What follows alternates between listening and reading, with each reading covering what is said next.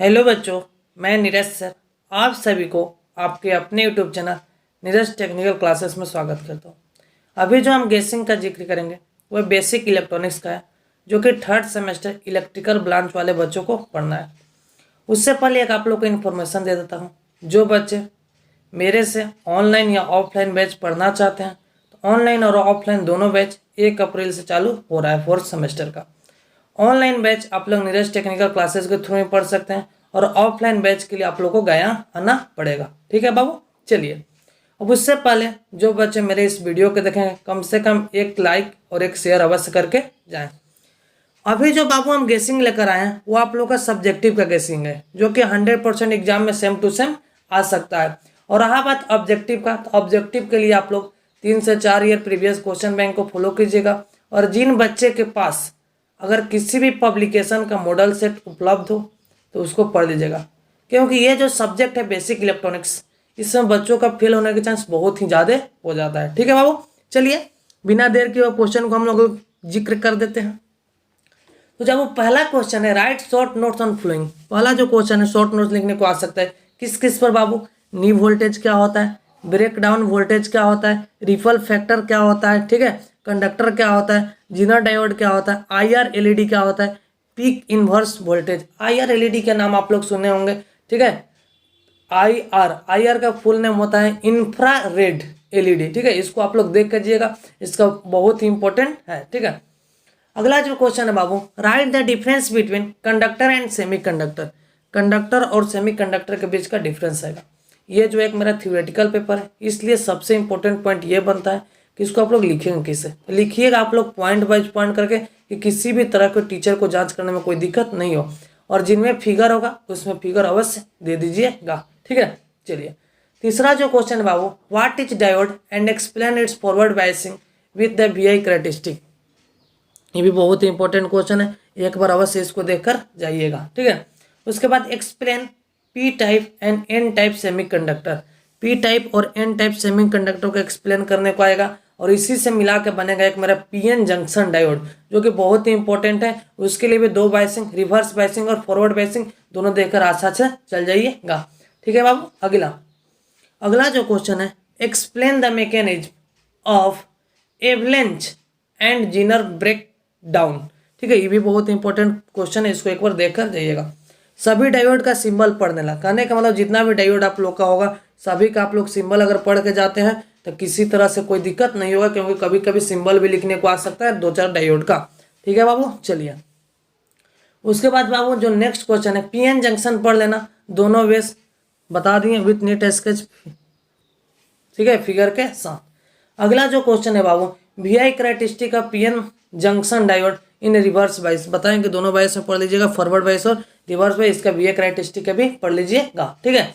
चलिए बाबू जो अगला क्वेश्चन है, explain the construction working principle and application of LED.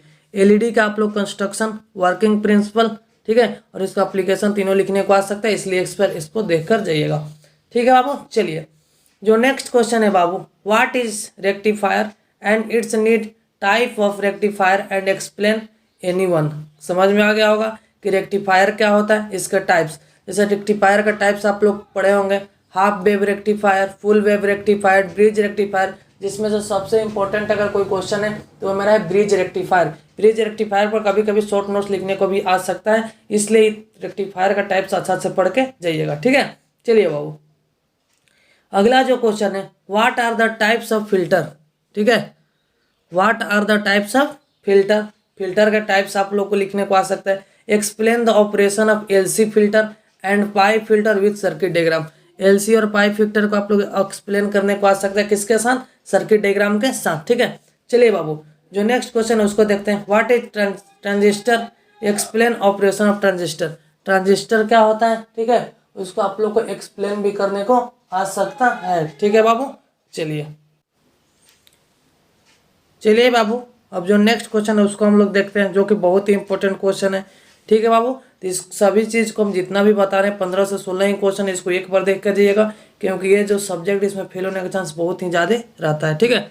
चलिए बाबू उसके बाद जो हो गया, explain NPN transistor, NPN transistor क्या होता है विथ वर्किंग प्रिंसिपल, उसके वर्किंग प्रिंसिपल के साथ आप लोग को लिखने को आ सकता है। ठीक है, चलिए बाबू, उसके बाद जो नेक्स्ट क्वेश्चन है, what is the relation between alpha and beta transistor.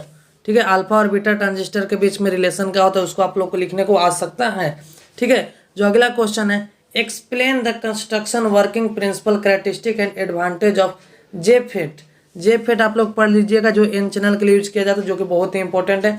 Right short notes UJT, UJT पर शॉर्ट नोट्स लिखने को आ सकता है। ठीक है, या वर्किंग प्रिंसिपल को भी आप लोग को एक्सप्लेन करने को आ सकता है। ठीक है, जो नेक्स्ट क्वेश्चन है बाबू देखते हैं, explain working principle characteristic of UJT. UJT का वर्किंग प्रिंसिपल कैरेक्टरिस्टिक सब लिखने को आ सकता है, एप्लीकेशन भी लिखने को आ सकता है, इसलिए इसको एक बार देखकर अवश्य जाइएगा। ठीक है बाबू, चलिए जो नेक्स्ट क्वेश्चन है, write short notion hybrid model.